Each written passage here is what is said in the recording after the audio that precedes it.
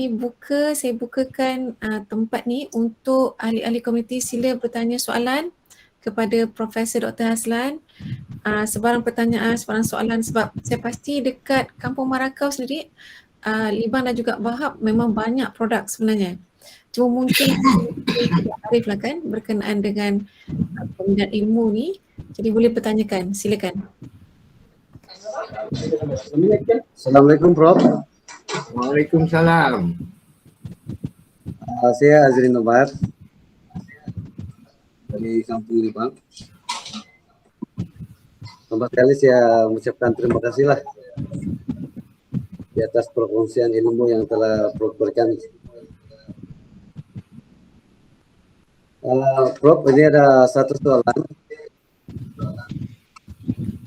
Saya tertarik dengan ilmu community yang Prof sampaikan, di mana di kampung-kampung yang ada juga penduduk yang mahir dalam suatu pekerjaan atau bidang, khususnya berkaitan ilmu pertanian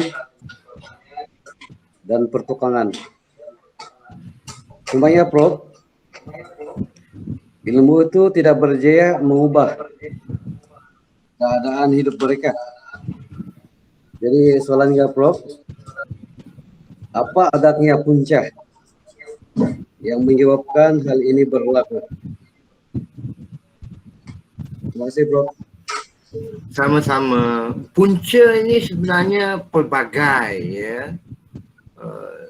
Pertama, walaupun seseorang itu mempunyai kesungguhan untuk melaksanakan sesuatu projek, namun kalau tidak ada sokongan, bantuan daripada pihak luar ya, supaya dia dapat memajukannya, jadi itu akan mengurangkan minatnya secara apabila dia melaksanakan projek itu.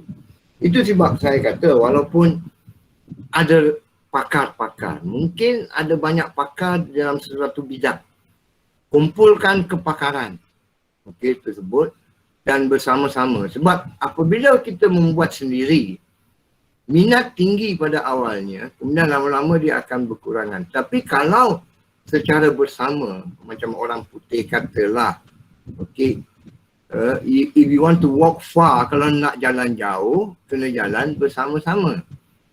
Itu maksudnya kepakaran itu perlu dikumpulkan dan perlu dilaksanakan bersama-sama. Sebab ada konsep menyokong antara satu sama lain. Apabila seseorang itu minatnya mungkin berkurangan, yang lain akan menyokong, menaikkan semula semangat. Itu sangat penting pada saya lah, sebab aktiviti komuniti kalau dilaksanakan bersendirian sahaja tidak akan dapat dimajukan dengan lebih luas ya. Jadi elok bersama-sama. Contohnya aktiviti membuat parang. Berapa orang yang membuat parang, kepakaran yang ada. Sebab saya kalau ke Sabah, benda yang pertama kali saya cari ialah parang. Ya, itu yang saya cari. Sebab saya ada koleksi banyak parang dari Sabah. Pertama, ini dari Kota Belud. Wah, cantik Rob. Ini parang yang kedua, lebih panjang, dari Kota Belud juga. Parang saya. Kemudian ini parang panjang. Wah, betul-betul lah Prof, ni kolektor. Dari Labuan. Ya, saya ada lebih kurang 10 parang daripada Sabah. Marakau ada parang Prof, Marakau ada parang. Jadi saya hendak satu hari, satu masa nanti saya boleh beli parang di Marakau. Yang mana mempunyai desain yang cantik dari segi dia punya tempat parang tersebut, dan juga parang yang mempunyai ukiran contohnya ya, pada besinya tersebut. Jadi itu yang kita mahu, supaya satu masa nanti parang bukan di Kota Belud, tapi parang di Malibang. Jadi komuniti yang buat parang itu perlu ikhlas bagi tahu pada Dr. Fatimah dengan Dr. Jake, saya mau satu alat besi yang boleh memukul. Motor yang boleh memukul parang saya. Saya perlukan tempat pembakaran parang yang sempurna. Ini benda yang perlu diusahakan supaya dapat parang itu dapat kita tingkatkan kualitinya dari segi mutu besinya dan juga mutu kayu pembalutnya. Ya. Okey. Jadi bersama-sama kena menyokong, ya. Bukan saja ahli satu kampung, tetapi kampung-kampung yang bersebelahan, ya. Itu akan memastikan kelestariannya. Okey. Okey, terima kasih banyak Prof. Azlan. Kita buka lagi ruang untuk bertanya.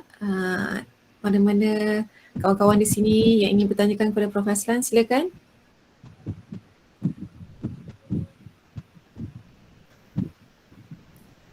Ada sesiapa di sini yang ingin bertanya? Mungkin saya nampak Encik Aizul atau Encik Johaili. Assalamualaikum Prof. Waalaikumsalam warahmatullahi.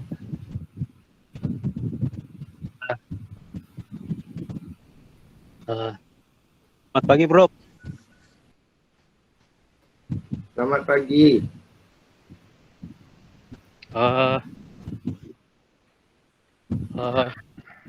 Di sini kami ada ragal ikan yang dikenali sebagai bobol. Ianya merupakan daya menarik yang telah menyebabkan ramai pelawat dan pelancong datang ke kampung Merakau sebelum COVID. Jadi soalan saya Prof, Ya. bila pelancongan kembali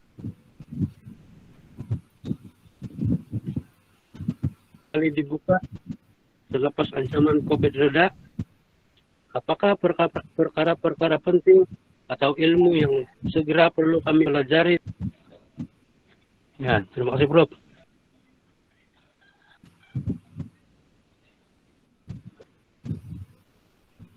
Jadi soalannya, apakah perkara yang perlu dilakukan supaya ia menjadi lebih maju? Semasa COVID ataupun selepas COVID nanti? Iya Prof. Selepas COVID tu Prof. Selepas COVID. Selepas Macam saya cadangkan tadi. Selepas, ya. Okey, apabila saya lihat kepada infrastruktur yang ada di situ, saya lihat bahawa pelancong akan turun terus ke tempat ikan tersebut kan. Okey. Jadi tidak ada contohnya macam kemudahan anak tangga contohnya. Okey, untuk mereka turun supaya ia nampak lebih kemas. Okey. Dua, apabila pelawat datang ke situ, apakah benda yang mereka boleh bawa balik? Okey, sebagai kenangan. Itu yang saya katakan tadi bahawa kita boleh berikan sijil. Okey, sijil yang mana pada sijil tersebut ada gambar mereka memegang ikan ke ataupun berada di situ. Itu menaikkan nilai tempat yang mesti dilawat. Okey.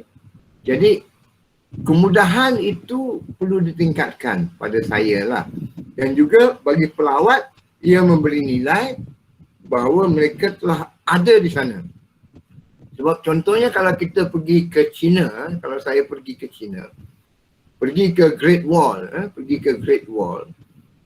China, kita sampai di sana, kita boleh jalan naik 2-3 tingkat, kemudian kita boleh dapat sijil mengatakan bahawa kita berada di Great Wall of China. Jadi itu yang pada saya yang saya boleh fikirkan setakat ini yang boleh meningkatkan nilai. Mempunyai infrastruktur yang baik, okey, iaitu tangga ke apa, itu bagi menjamin keselamatan. Kedua, produk itu mesti dapat dibawa balik dalam bentuk kenangan, iaitu sijil dan gambar contohnya lah. Itu yang dapat saya fikirkan setakat inilah, tapi mungkin boleh diberi idea yang lain oleh ahli-ahli yang betul-betul terlibat dalam tagal tersebut. Okey.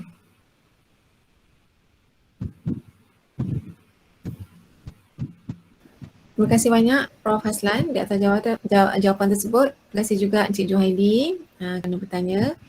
Kita buka lagi untuk pertanyaan kepada Prof. Haslan. Okey, saya jemput Encik Jalunis Makasin. Silakan Encik. Ya, terima kasih Puan Fatimah. Selamat pagi Profesor Haslan, Dr. Haslan. Terima kasih atas perkongsian sebentar tadi, banyak bagi manfaat dan terutama sekali macam saya yang baru berjinak-jinak dalam dunia perniagaan. Tapi di sini Prof, saya ada satu soalan. Berdasarkan kajian dan pengalaman Prof sendirilah, apakah punca yang menyebabkan pemindahan ilmu kepada komuniti menemui kegagalan? Terima kasih. Okey. Saya berikan pengalaman saya ya. Selalunya punca kegagalan selepas kita bekalkan keuangan ya. Sebab di dalam pemindahan ilmu, bagi melaksanakan ilmu tersebut, bagi menyokong ilmu itu, kita bekalkan sejumlah wang. Jadi kewangan bukan masalah lagi. Yang menjadi masalah yang saya dapati ialah komitmen ahli. Contohnya, dalam program CIC tersebut yang saya berikan contoh, setiap program projek mempunyai 15 orang ahli ataupun 15 buah rumah. Okey. Ketua rumah terlibat sebagai ahli. Masalah yang utama ialah komitmen. Daripada 15 itu yang sepatutnya terlibat secara aktif, mungkin yang aktif hanya 5 orang sahaja. Kemudian apabila hasil telah dituai dan dijual, yang 10 orang yang tidak terlibat secara aktif ini, macam mana kita nak agihkan keuntungan? Sebab keuntungan sepatutnya diagihkan berasaskan kepada keaktifan penglibatan. Jadi ini akan menimbulkan isu. Okey. Jadi apabila kita buat pemindahan ilmu, komitmen itu sangat penting oleh ahli komuniti. Contohnya ada 5, contohnya nak buat kerepek ubi contohnya. Okey. Atau ada 5 ahli keluarga yang nak buat penanaman kopi di sana contohnya. Tapi hanya 2 sahaja yang mencangkul tanah dan menabur racun dan memastikan bahawa projek berjalan dengan baik. Keadilan untuk membahagikan keuntungan itu macam mana kita nak buat? Ini ialah punca yang menyebabkan pergaduhan, perselisihan faham, disebabkan antara mereka itu tidak menunjukkan komitmen. Itu yang sangat utama, Puan. Iaitu apabila tidak ada komitmen. Kewangan sudah ada, sudah diberi, tapi komitmen yang menyebabkan wujudnya masalah nanti. Ilmu yang dipindahkan tidak menjadi masalah. Pelaksanaan ilmu oleh komuniti tidak menjadi masalah. Sebab komuniti yang betul-betul berminat, dia akan mengamalkan ilmu tersebut. Jadi yang masalahnya ialah komitmen. Itu yang menjadi masalah. Okey? Okey. Terima kasih banyak Prof. Haslan. Ya, terima kasih Prof. Sorry tadi saya lupa memperkenalkan diri. Saya Hasni Jamita dari Kampung Marakau. Ya. Yeah. Terima kasih banyak Puan Hasni. Puan Hasni tadi sebut Puan Hasni ada buka bisnes juga. Boleh kongsi apa bisnes Puan Hasni? Sebenarnya bukan produk saya sendirilah, tapi saya baru mencuba dalam bidang perniagaan guna produk orang lain lah sekarang. Okey, baik, bagus. Yeah. Boleh kongsikan apa nama produk Puan? Kita boleh kongsi sama-sama untuk promote. Okey, yang saya sekarang bisnes yang sekarang saya jalankan ni dia macam produk berasaskan susu kambing.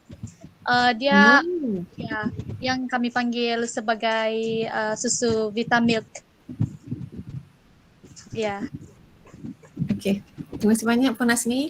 Maaf tau, itulah saya tengok nama Jalonia, saya terpanggil encik. Sekali keluar bunyi perempuan. Saya fikir rupanya salah. Okey.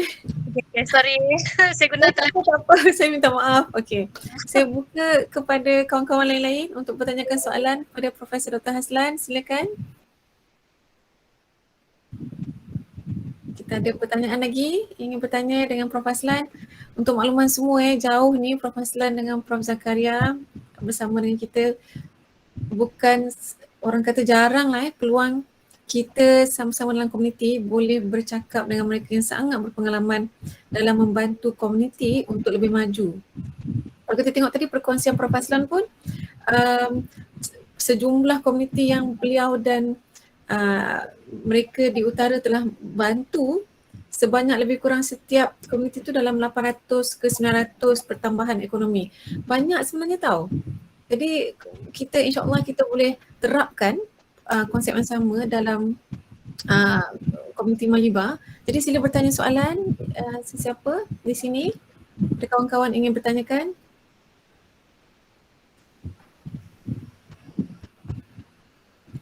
Okey. Mungkin Dr. Zakaria ada yang ingin bertanya sebelum kita. Yes, Tuan Hamdan, silakan. Saya cuma mau tanya dengan Profesor Dr. Haslan, pernah datang ke Marakau sebelum ini? Itu saja. Belum pernah sampai ke Marakau, tapi saya pernah lalu tapi tak pernah singgah. Sebab saya sudah di Sabah itu macam rumah kedua, saya pusing sana, pusing sini. Sebab saya membuat aktiviti bersama sekolah ya. Satu Malaysia, jadi Sabah itu saya sudah sampai ke Lahad Catu, Tawau, Sandakan semua, sampai ke Kudat. Semua saya pernah lalu lah tapi tak pernah singgah di Marakau. Kalau saya tahu, saya singgah. Bolehlah singgah ya. Yang saya tahu sebelum sampai Ranau dulu saya singgah makan durian. Dan saya makan durian berwarna merah. Okey. Jadi nanti insyaAllah kita akan bawa ni Profesor Dr. Haslan dan juga Profesor Dr. Zakaria ke Kampung Marakau untuk program kita. InsyaAllah. Okey.